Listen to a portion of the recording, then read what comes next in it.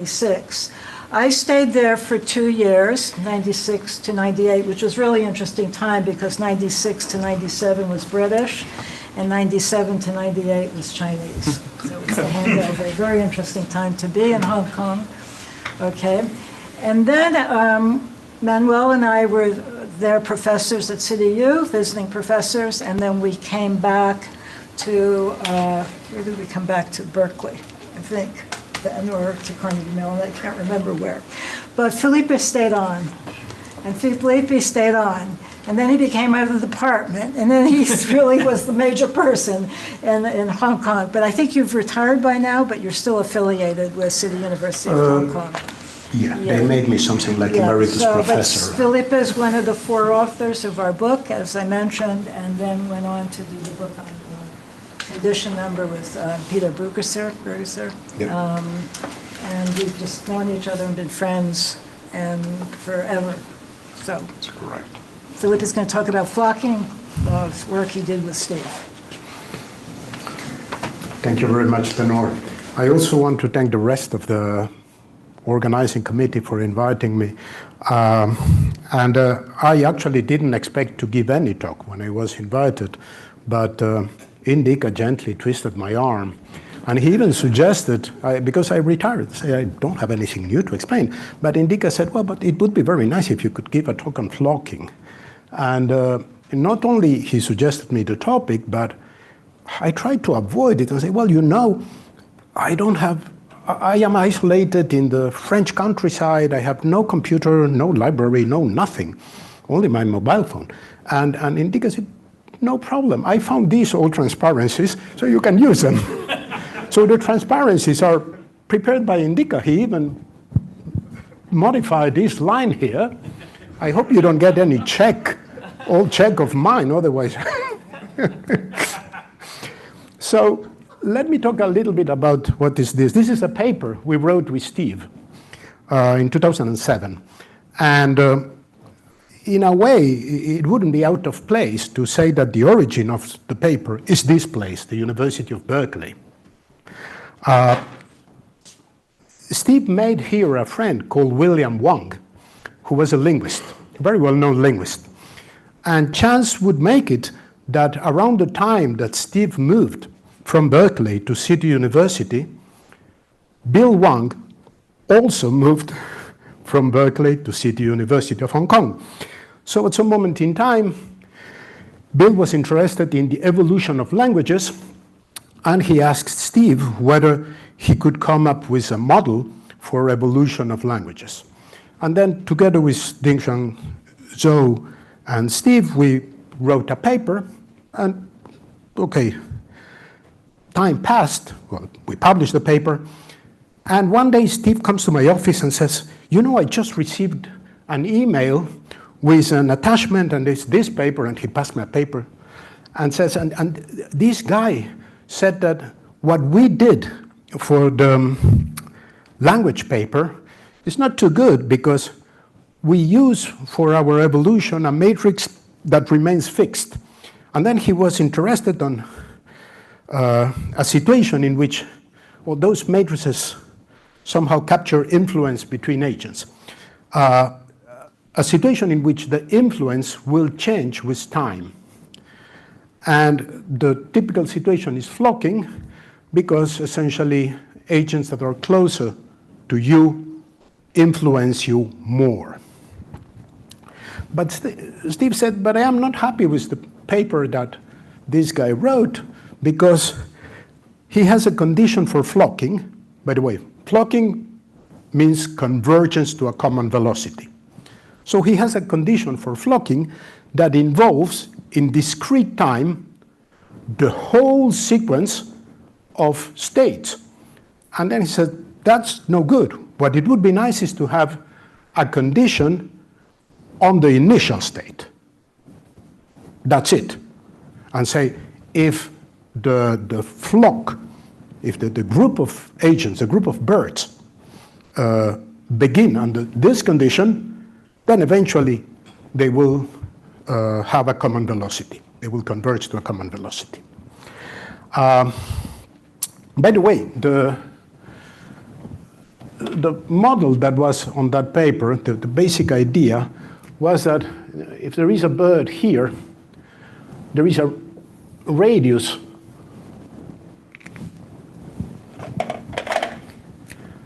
r, and then all birds which are in the sphere of radius r influence this bird here. All those outside don't. And the influence is the same. Okay? So that was the model, and it's a model that was made by a physicist called Vicek, who had done simulations as a good physicist, but never any theorem about it. So what we did with Smale, works? Okay, good.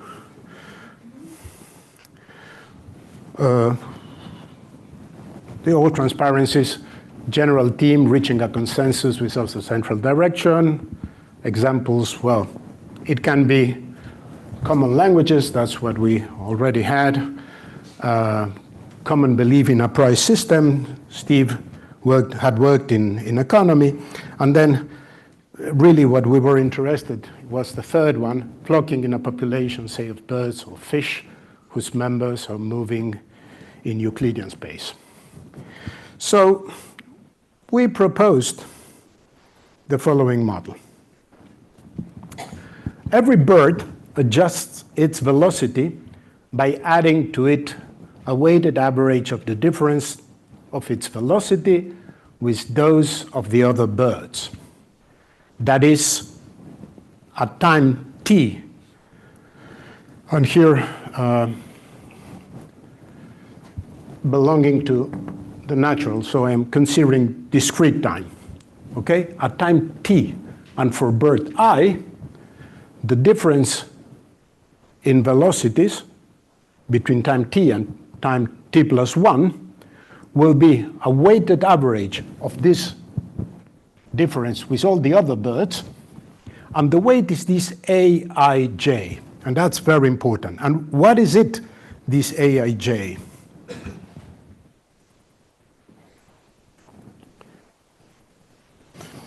Quantify the way the birds influence each other. And we assumed that this influence is a function of the distance between birds. Namely, Aij is given by this formula. A constant, not really very important, divided by another constant, not really very important, plus the distance between bird I and bird j, to the square if you want, to power beta.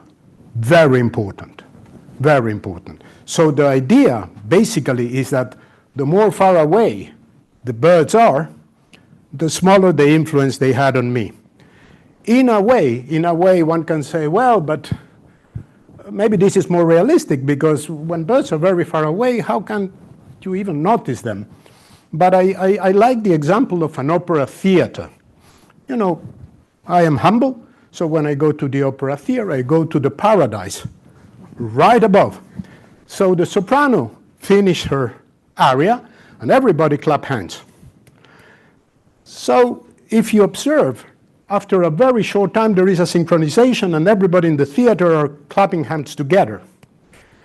Those who paid a little bit more, and they are downstairs, are far away from me.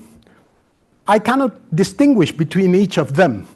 But when these synchronize, they are more important than the guys I have next to me, because I really can listen to a synchronized clap coming from downstairs.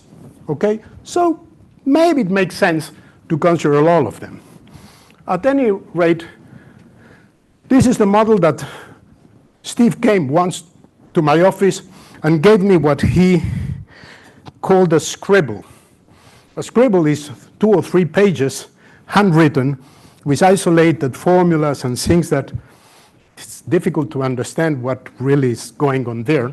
But by then, I already knew that these things look like stones, but in general hide a piece of solid gold. So it was good to sit down and calmly read what it was. So that was the model. And there is a more concise way of writing it using the Laplacian and the adjacency matrix. So if you want, this is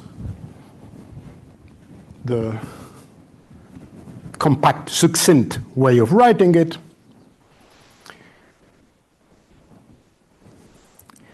And we can consider the same model, exactly the same model for continuous time, and it will have this very, very short and elegant writing. So what are the results? Let me show the result just for continuous time, because it's the one that communicates better. Consider this gamma of x.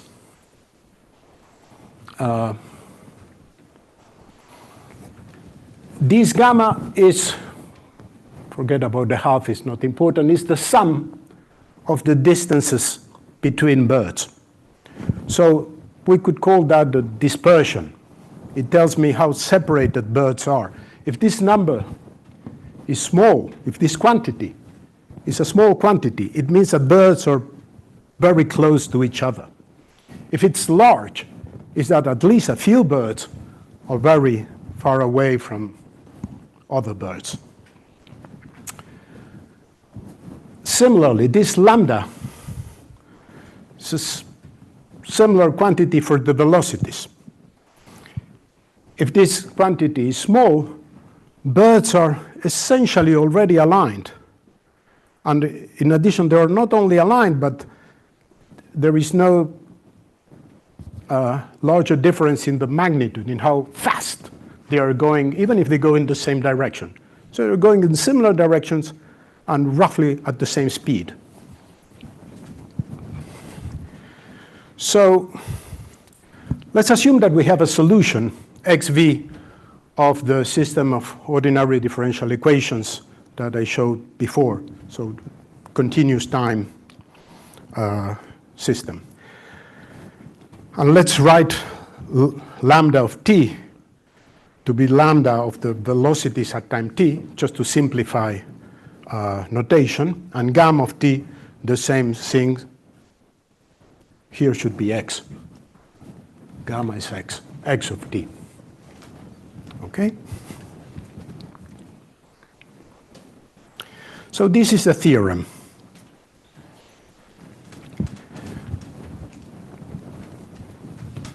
Take the model and assume that one of the three following hypotheses hold. First case, beta is smaller than 1/2. If beta is small, it means that the decay of the function controlling the influences is gentle. Okay? So even birds that are quite far away from me will have a strong influence. Okay? Second hypothesis, beta is exactly 1/2, but in time zero, this difference between velocities is not too large. Remember, k is this k, and little k is the number of agents, the number of birds. Third hypothesis, beta is greater than 1/2.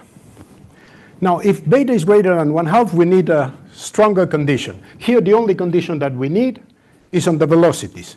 Here, we need a more complicated condition that essentially says that either this gamma 0, the initial dispersion will be small, or this lambda 0 will be small, making the whole left-hand side large. Okay? So if this is sufficiently small, or this is sufficiently small, this inequality holds true. But if both of them are large, this inequality is not true. In any of these three conditions,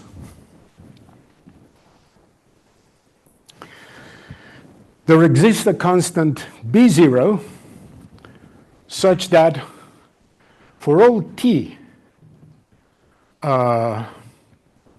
real, positive real, the dispersion at time t is smaller or equal than B0. So the flock of birds will never disperse too much, will always keep within a certain sphere, certain radius. So they will move all together.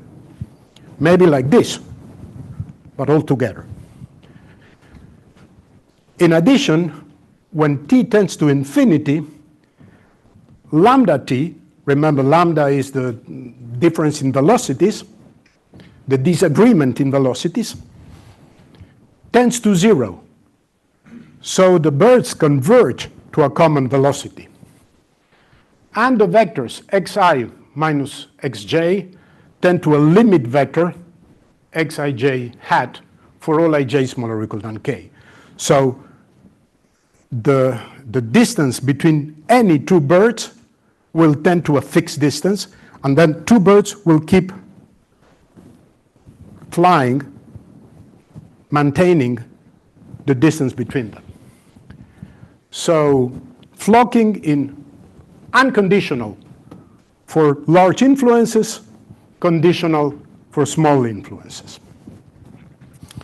So we published a paper, 2007.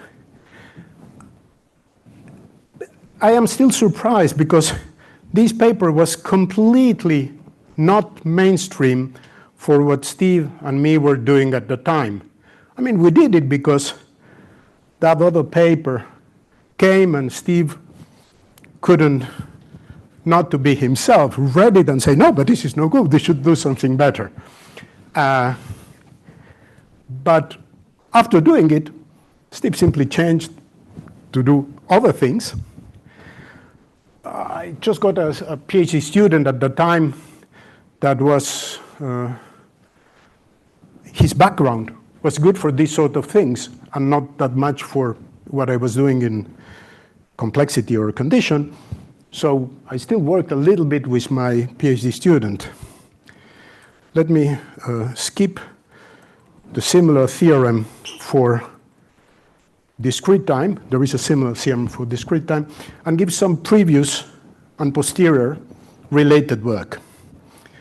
The first one is a paper by Vicek and his group, which is an old paper, and is the one that uses this model. So the Aij here would be, if there are here n birds, would be 1 divided by n, and for the birds outside, 0. This is the paper that we got, that Steve got in the email. So the one that gave a condition that depended on all the sequence of states. For some reason, there was an interest in these things already at the time we published. So 1 year before, there was a paper in Science. But then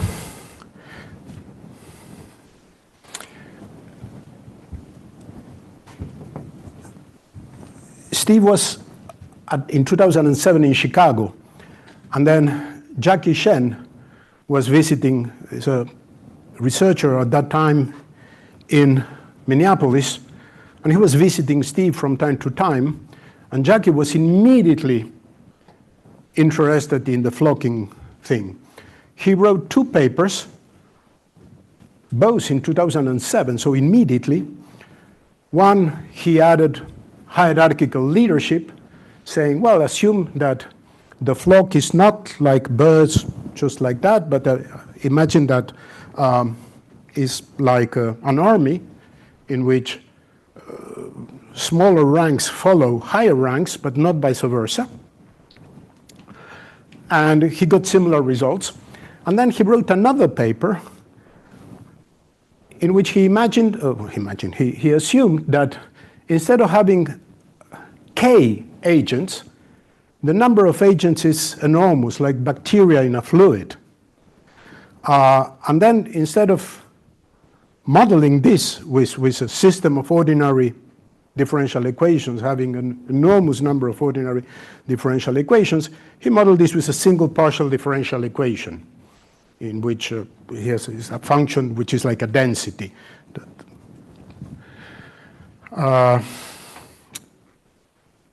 And this eventually gave rise to something that people called the Cucker-Smale equation. And I am fascinated because I know absolutely nothing about partial differential equations. And then and it's a bit curious because this paper, Mike told me yesterday that is probably the paper that has more citations of the paper Steve wrote. This is not true. I know that is not true because I was recently helping in adding some chapters to Steve's biography, and then the author of these chapters, she interviewed me and asked me a lot of questions of Steve's work after year 2000, and in particular about flocking. And then he asked me about the impact. And then I knew that there were a few papers that had worked on that, not cited our work, but simply putting Cucker-Smale in the title.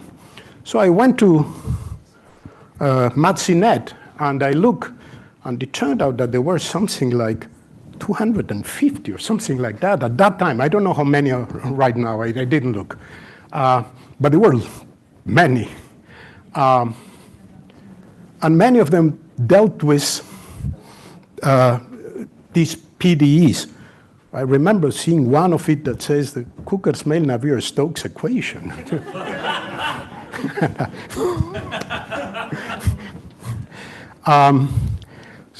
There was another written by Figali in the year, published in 2019, so probably written in 2018, which is the year Figali got the Fields Medal. The guy was thinking on that at that time.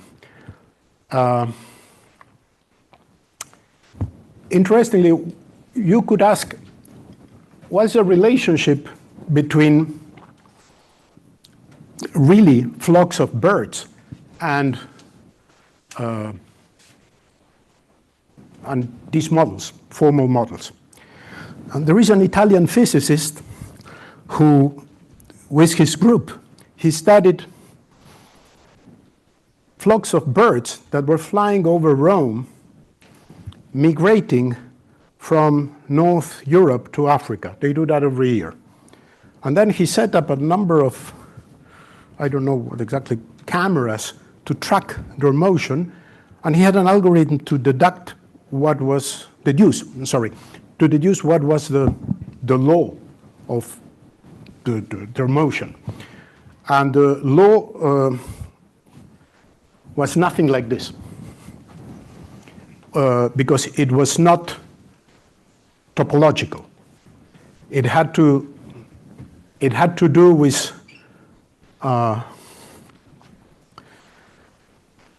the memory of the birds. So instead of saying, well, I take all the birds that are at a distance less than 3 meters, but that could be 20 birds, it turns out that it's just something like the 5 closest birds that influence each other. So it's a fixed number. But then with my PhD student, we studied that, and we realized that, yes, you can show convergence, but the convergence is not quick.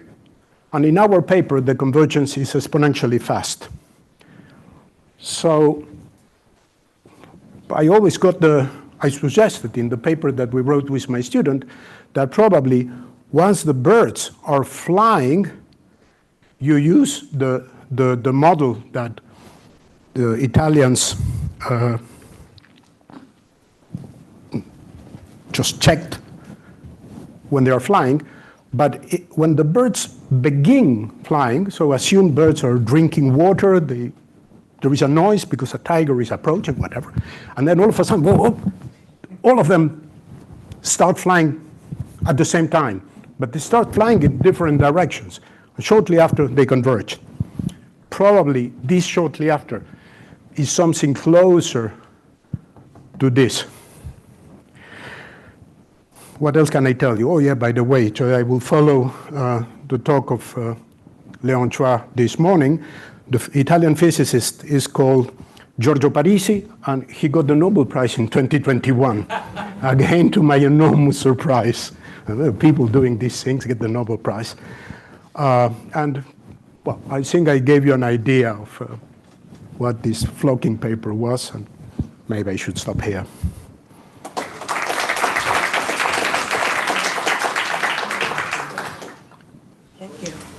So questions, comments? I have a comment. If I look at the original equation, your Cucker-Smale equation, Yes. it's like v dot I, velocity dot, equals vi minus vj times some scalar function. Yes. So if I change the vi minus vj to xi minus xj, I'd have exactly the n-body problem. Oh. So it's very natural to kind of do convex combination of, I have no reason for doing except fun, but you could take a convex combination of your work, and Smale worked on the n-body problem before you, and it might be fun to see what happens. Well, So that's just a comment. Fun is a very good reason. I mean, when I was surprised that there were so many people doing the Cucker-Smale partial differential equation, I asked around in the department in Hong Kong because everybody there does PDEs. And then they say, how come? And then one of my colleagues says, you know, we guys in PDEs, we're like children, and it just has given us a new toy. So yeah, maybe the idea of having fun with it is a good incentive. Another comment? No. So thank you, Felipe. That was great.